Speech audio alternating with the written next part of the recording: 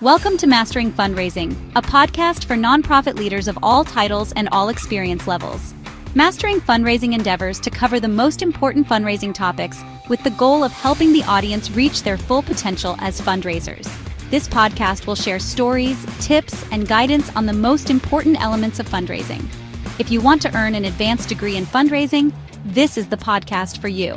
Mastering Fundraising is a collaboration between Fulcrum Nonprofit Leadership and the 5-Tool Fundraiser, two leaders in providing relevant and expert content to fundraisers and nonprofit leaders. Without further delay, let's jump into the current episode. Please join me in welcoming your host for today, Chris Looney.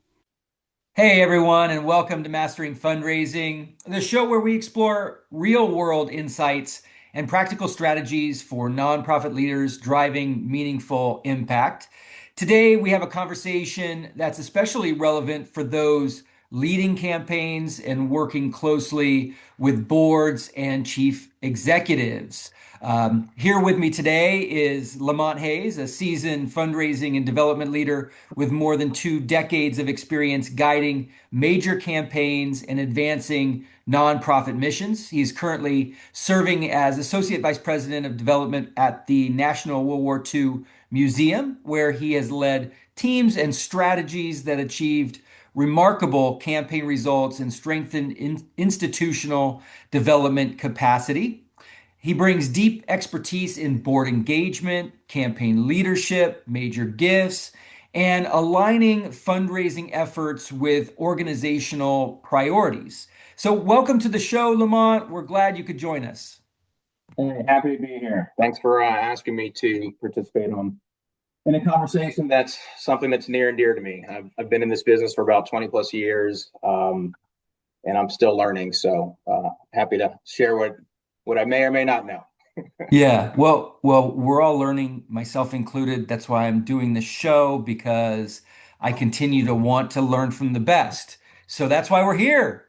So I want to know a little bit about your journey into fundraising and nonprofit leadership.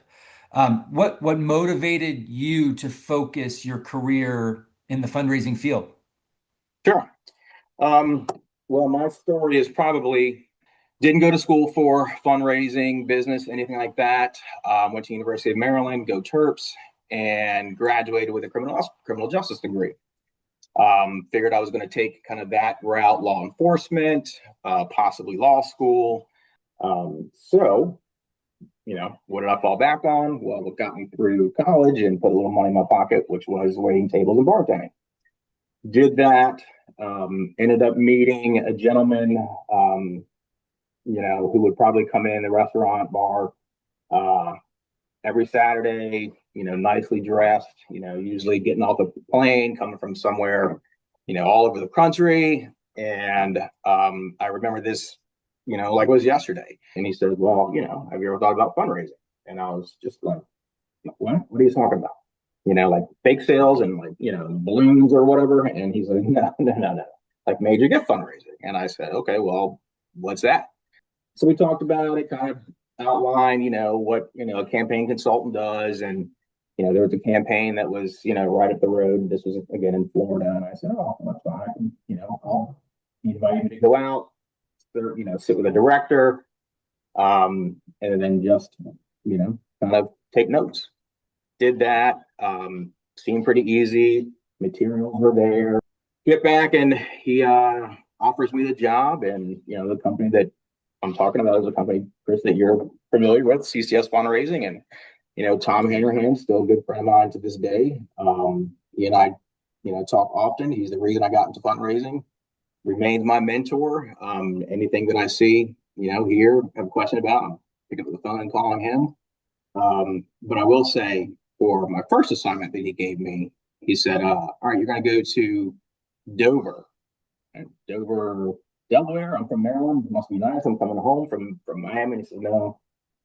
Dover, Ohio, which is a little south of Akron and Cleveland. And so that was my very first campaign. 2 years later, I said, if I can do that, I'll give it 5. And, I'm learning more and more and more and kind of getting more interested in the business. And, working with clients, all throughout the not-for-profit sector. I mean, I was doing healthcare, arts and cultural, obviously religious. So, it was something that I enjoyed. I enjoyed meeting people, and working with, executive directors, hospital, presidents, university presidents. The list goes on and on. But I've served a lot of clients, worked on a lot of projects, worked directly for a number of institutions now, all of which are very worthy of the work that's being done. So, what experiences maybe shaped some of your understanding of donor engagement, institutional advancement? Was there some experience that you had where you can reflect back on and said, yeah, this is like, I'm starting to understand this business. I'm starting to know this business. This is such a great experience. You are. I do, and it was a campaign in Miami. One of my first early visits on, I was kind of, mirroring a director at the time, and we are going out to ask, somebody for, I don't know, I think it was like $10,000. Down in Miami, heart of Coral Gables, houses are, massive. So I'm, probably a year into doing this now. And certainly, obviously, I have it all figured out, young guy. Yeah, I got this fundraising stuff. And so I just said, this is going to be a slam dunk. It'll be easy. We're going to get in, get out. I was quick to judge on definitely getting this gift, quick to judge on no chance that we're getting this gift. And yeah. So you've led teams and major initiatives at large institutions. How do you think your leadership style has evolved over time? I think I've maintained the kind of leadership that I began in this process. I've worked with a lot of wonderful directors, mentors, and I've kind of mirrored myself off of them. I don't want to sound like I'm the cookie cutter. I don't get involved in too much, but should something happen, I do get involved. But I honestly believe that's the way we work. I've led teams of 5 individuals, and I've led teams of campaigns of 30, and then my team here is 5 regionals, a corporate foundation, a plan giving, and for the most part, we have our weekly meetings and our one-on-ones and things like that. But I try to let my team do their work.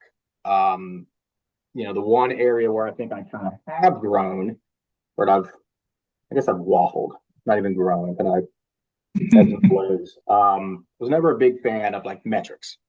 And I just, I felt that metrics were something that would, hinder somebody's performance. You raise what you needed to raise, you made your calls, you had your visits, and then you would stop. Me personally, that stuff would feed me and keep me going. So that's how I figured everybody else would kind of take that. Right. Right. Well, over, a number of years now, I've seen that, that's not always the best way to kind of go about these things. But so I've kind of incorporated more metrics, and not just, you're going to make 2 visits, or make 2 trips a month, and, have these number of asks out, but, more kind of on the front end of some things, qualifying a lot of folks, getting out there, getting in front of folks. So, I've brought in more numbers, to help me as a leader, to help my team, if that makes any sense. And looking back, what would you say has been one of the most formative moments in your career as a fundraiser or a manager? I mean, certainly there's no shortage of campaigns that I can sit here and talk about that, exceeded goal, blown away goal, teams that I was a part of, but I honestly think some of the best things that the best fundraising experiences or managerial experiences that I've had, are the relationships that I build with my team. And again, I don't want to sound, like I'm just reading off a script here. But places that I've been at by 3 kind of big institutions, Xavier University, the Police Foundation here in the city, and then where I'm at now, the National World War II Museum. Prior to coming in here, I wasn't married, but now I am. And the president and executive director of my last two organizations were both attendees at my wedding. So I mean, that's something that I kind of pride myself on. I think that, Yeah. but something that I think that I'm most proud of in my history is the relationship that I've built with, managers and I guess I hope that team members that I'm leading, should they leave, and I'm a big proponent of, and I'm told all my team, if you've got another job opportunity, if you're looking around, talk to me and I'd gladly write you a resume. And I think that you want to continue to move up and up and up. I'm happy to do that for you. We've all been on job interviews while we've had a job. And the question is, can we contact your employer? And you're like, no, they don't know I'm here. And you kind of get scared that way. And I say, let's squash all that. If you got something, let me know. And at the same time, I'm certainly going to kind of go to bat for you to stay with me because, I value your work and want you to stick around. But, I'm also not the one necessarily writing those checks. So, it's not always my department. Well, that's amazing. I mean, I think that's very special to have a supervisor or a team leader that is so understanding when it comes to people's desire to pursue opportunities, to grow in their career, to Exactly. understand that they need to sometimes move to grow, and for you to honor that and respect that and find a way to show them that you want them to stay and care, but not hinder their career. I think that probably sets you up as a very unique and special supervisor. So thanks for sharing that. Sure. I do want to get into the topic of our conversation today, which is on managing board and CEO involvement in a campaign. So let's dig into that. Yeah. Let's say campaign success often hinges on strong support from the board and the CEO. And I wanted to know how you define the ideal roles of each of those in a fundraising campaign.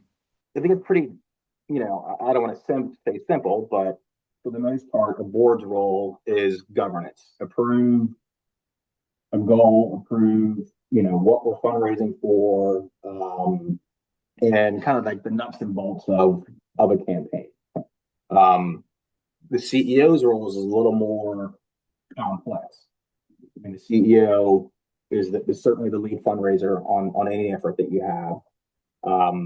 But the CEO is also, the one to kind of articulate those goals, strategic vision to the board to get them to approve whatever the plans are for your institution.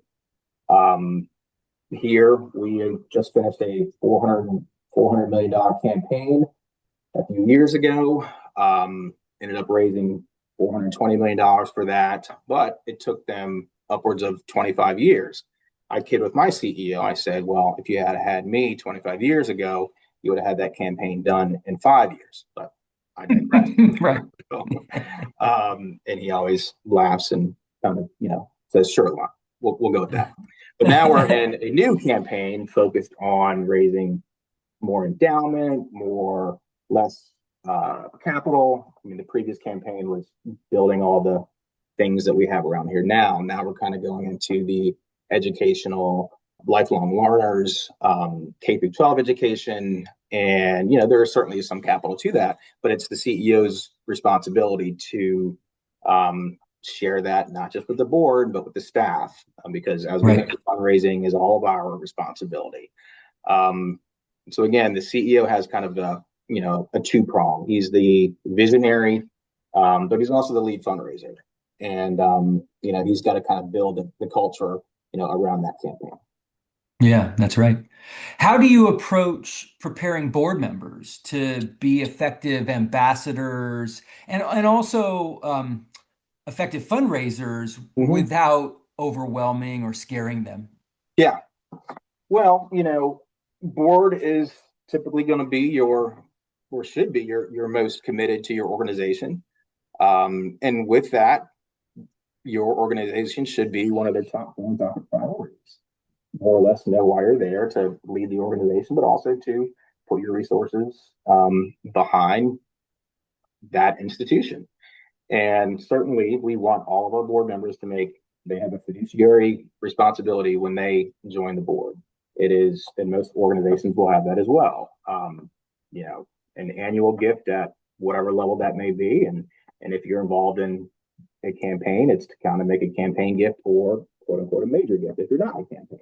Yeah. Are there common challenges that you've come up against when kind of aligning board members and the CEO around campaign goals, expectations for their involvement, the work that they need to do? Yeah, I mean, fundraising is not for everyone. We see that on boards, and in addition to board members making their fiduciary responsibilities, I mean, we certainly will want our board members to kind of introduce us to their friends and get us in their circle, and if they're have the capacity to make significant leadership style or type philanthropic gifts, we would like to know some of those others in their circle who are able to make similar type gifts. And so I do find when I'm working with board members, certainly you're going to have your board members who are a little more active, and then those that kind of just are on board and kind of on board in name only. So, those will tend to bubble up sooner rather than later. The board member who's going to call you every 5 minutes, or the board member who you're going to have to call multiple times, to remind about a meeting, to remind about whatever it may be. So I think in getting a trustee, a board member comfortable with telling the story, the mission first, and most of our board members, I'm going to speak from my experience, can do that. I've gone on many visits with trustees who say, I don't want to ask anything about money. This is my good friend, whatever it is, but I'll tell the story till the cows come home. And I say, that's great. That's why I'm here. I can be your fundraiser. I can ask for, $1. I can ask for, $100 million. But I know that none of it's going along. So that kind of tends to ease a trustee's mind. Like, okay, well, we're talking about something that I'm very passionate about, and we're just kind of sharing that story with whomever there is. So I think, what we can do in helping them get comfortable. Certainly, you want to manage their expectations. I'm not trying to, I've got a $300 million campaign. I'm not asking you to go out and raise $300 million.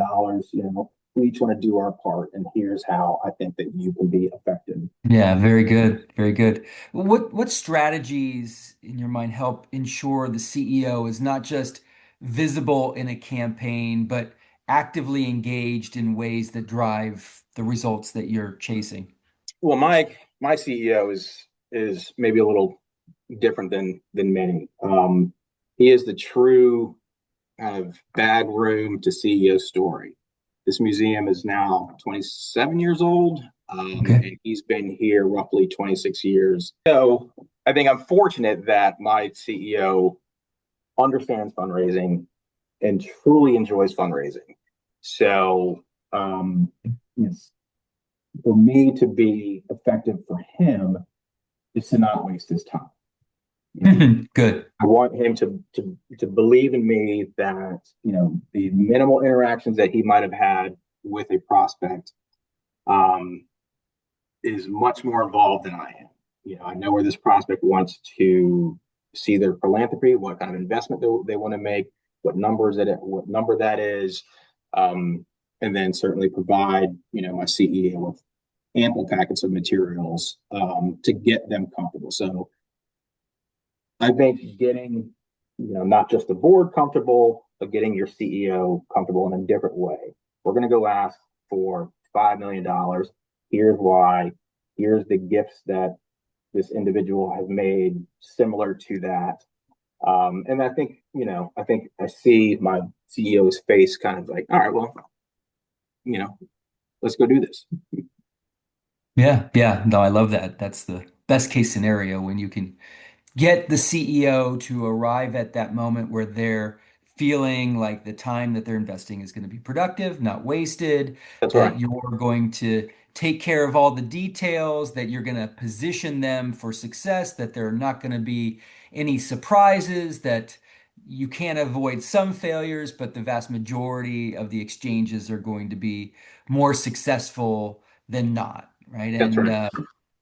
and I think that that probably also is um, valuable for most individual volunteers who have maybe even less time for this particular mission because it's not their That's right. full-time job. That's right. Um, in terms of communication practices, what have you found that helps build trust and shared ownership among board, CEO, and development staff? Like, what tips and tricks do you have related to communications?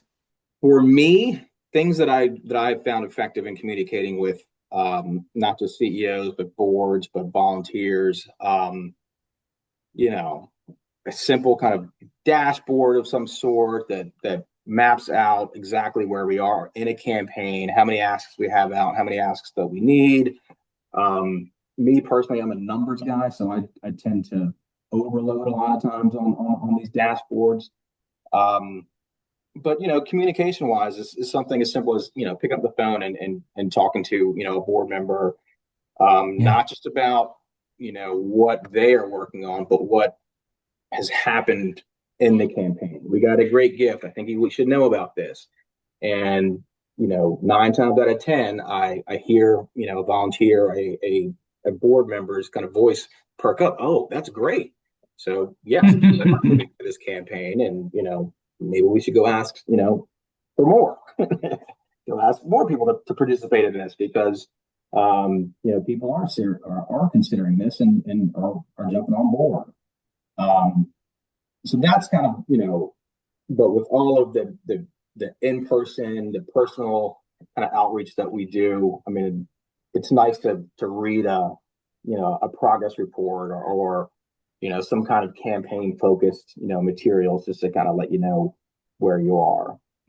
Like what you said about the good news or sharing good Right. news. It's amazing how board members respond so positively to the success of other board members and learning from them. So, providing an example of how a board member successfully um, gave a tour to a colleague and how that resulted in a gift and how simple it was. Just that modeling, that example, sharing that can encourage the right kind of activity.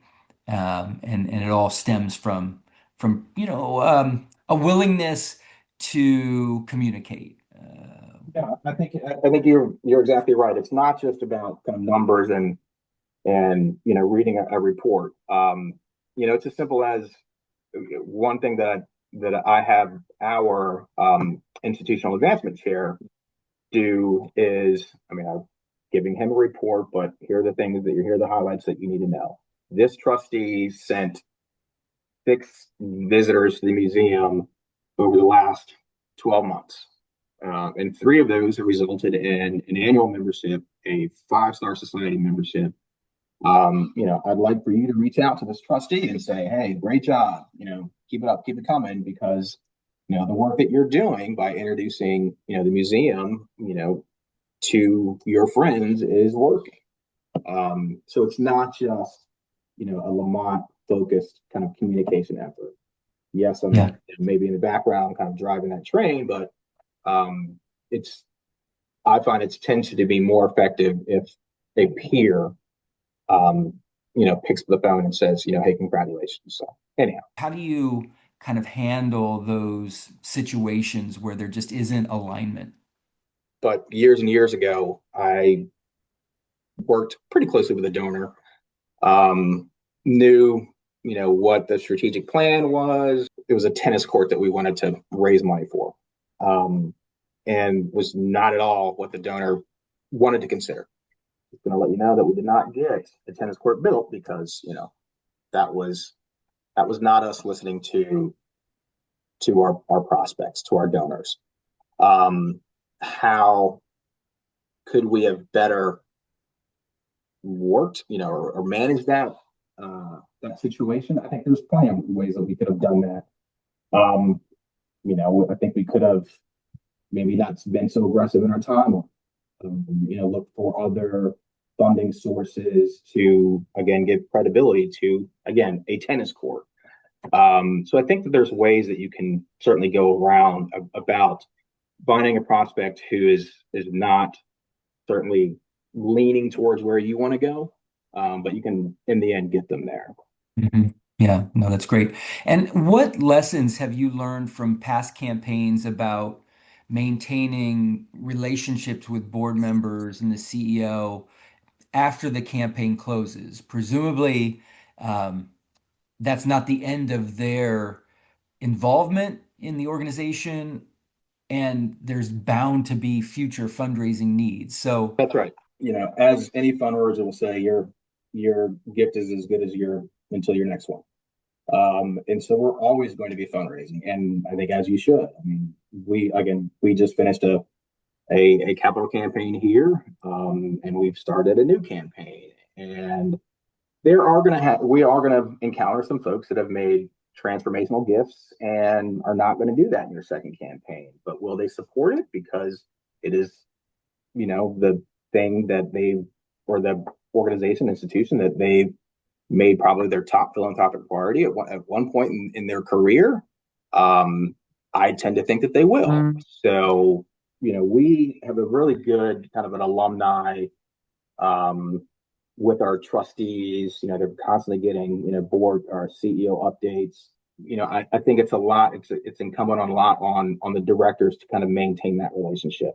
Every good campaign director should have prospects and qualification, cultivation, solicitation, and then certainly stewardship. And so, you don't want to have your whole portfolio in stewardship, but you want to, have an eye on some of those individuals who made significant gifts to your organization, and, who certainly have the capacity to do more at a given time. And we've encountered that for this campaign that we're in. Many of our, lead donors from our previous campaign may not be lead donors to this, but are certainly going to be donors. And I think it's just staying in touch with them. You've given to us annually for the time that you're on your board. We'd love for you to continue doing that again. It's going to give you, all the stewardship touches that we get. You're going to get the phone calls, the pins, the books, the whatever else, And I think that they value that, and they still maintain a relationship with us here at the museum. And one of the ways that they do that is by introducing their friends. And hey, I was on the board there, and from '96 to 2004. Love for you to go, check out this place. It's grown, significantly since I've been here. Right. So, I think that's that's really, really helpful to institutions to stay in touch with your donors. Whether don't forget them. They make a gift, and it's a big gift. It's a small gift. It's a medium gift. That small gift could become a big gift. But everybody wants to feel a little special. Stay special. Words to live by. Yeah, words to live. That's for sure. Nothing probably more genius has ever been said by a fundraiser than people want to feel special. Sure. And there's a magic in the way that you and other development officers, but the CEO, board members can contribute to making a donor or a prospective donor feel special and want to do more. Mm-hmm. And so thank you for highlighting that. What are the tools of the trade for you as a campaign kind of director, manager, campaign leader? What do you essentially need to manage the effort? You mentioned dashboards. Yep. I think that's a given, right? I mean, to be able to show people an illustration of where things are, where you need to go. What are some of the tools that are most important to you? Outside of kind of your traditional campaign scorecard, kind of clear role charters, for everyone involved in campaigns. Whether it's your staff that's going to be tasked with raising the majority of this campaign, but then certainly working with your trustees, your board members, um, cabinet members of your institution. Again, fundraising is not just Lamont and the development team. It is everyone involved across the enterprise, as we say here. Ambiguity creates kind of friction, and clarity creates accountability. Yeah, yeah. Well, what are the things that you do with board members or even CEOs to kind of um, help them connect their passion with the experience that they need or the awareness of what they need to be a successful and effective fundraiser in a campaign? What are the things that you teach them? What are the things that you want them to know? Um, Certainly be knowledgeable about kind of the pillars of any effort that we're going for, that we are fundraising for, and then not just in the campaign, but we have a $300 million campaign here, but we also have a $35 million kind of organizational and department goal. Are there particular moments in a campaign timeline when engagement efforts with the board and the CEO are most critical? But certainly the first year, 2 years, of any effort, and that does involve them making their own, personal gift to the effort. I always say that, questions that have come to me from donors.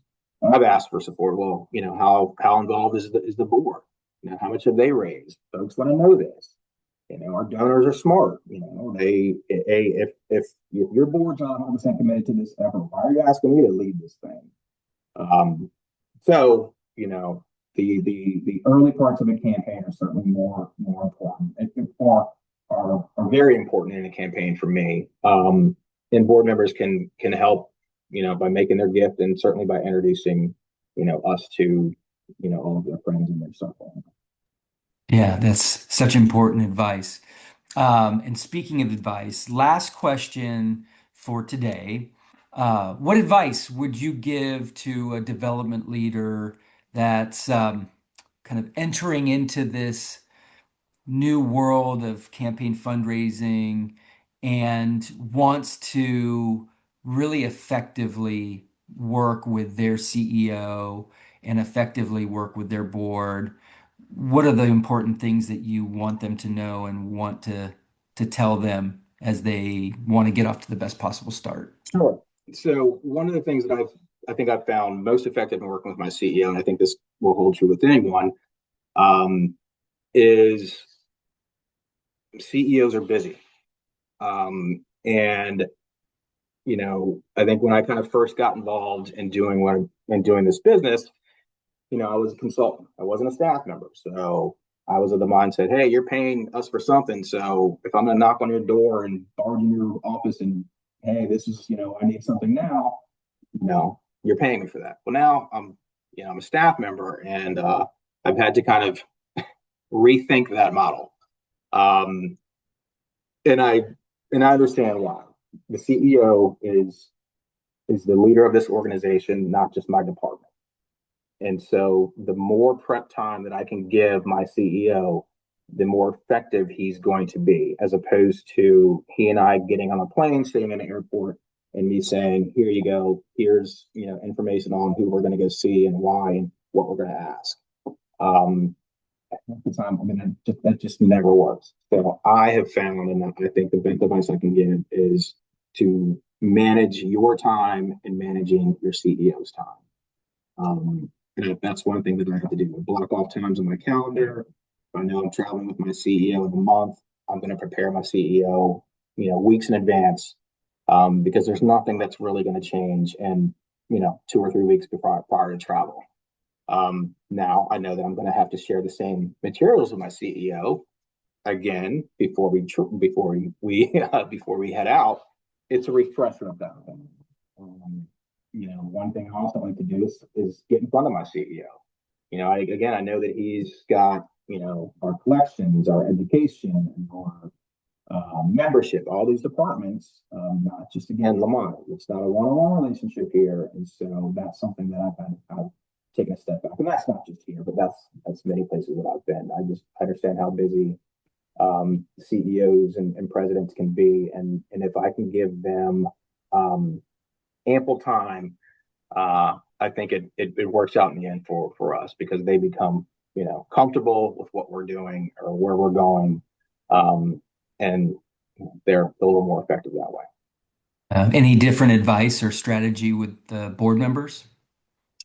No, I think board members are equally, as busy. Most board members are CEOs themselves, running their own companies. And so they've got, their own personal lives or family, what have you. So I just feel that time is probably the best thing that you can give anyone, trustee, CEO, again, for them to be effective, in what we hope to accomplish. So I think, again, time for a trustee is just as important as time for a CEO. Lamont, thanks so much for sharing your insights with us today. It's been a wonderful conversation. I think there's been a lot that you've offered to the audience that they can take away and begin using immediately with their CEOs, with their board members, especially when they're contemplating a campaign or trying to really work most effectively with their CEOs and their board members during a campaign.